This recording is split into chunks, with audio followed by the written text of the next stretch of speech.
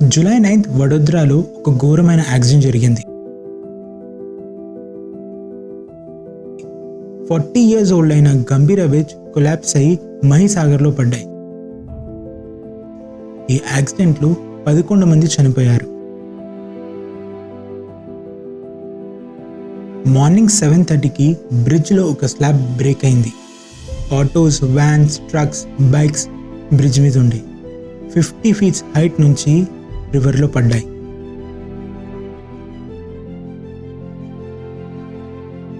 ఒక లేడీ సోనల్ బేన్ అనే ఆమె ఈ యాక్సిడెంట్ జరిగినప్పుడు ఆటోలు బ్రిడ్జ్ పైనే ఉండేనంట. ఆమె మాత్రం బ్రతికిపోయింది, కానీ ఆమె భర్త 2 సంవత్సరాల పాప మాత్రం నీళ్ళలో మునిగిపోయారు.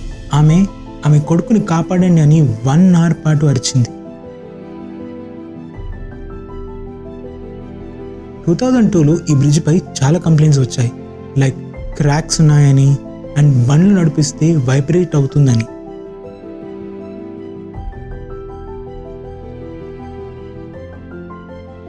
ఆర్టీఐ వాళ్ళు కూడా ఇది అన్ఫిట్ ఫర్ యూజ్ అని రిపోర్ట్ ఇచ్చారు, కానీ అథారిటీలో ఉన్న వాళ్ళు దీన్ని ఇగ్నోర్ చేశారు.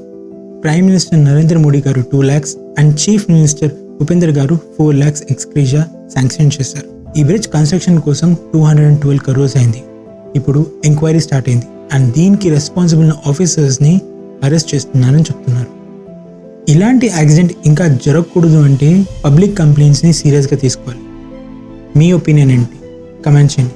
ఈ వీడియో మీకు ఇన్ఫర్మేటివ్ అనిపిస్తే లైక్ చేయండి, షేర్ చేయండి and don't forget to subscribe to Dixit.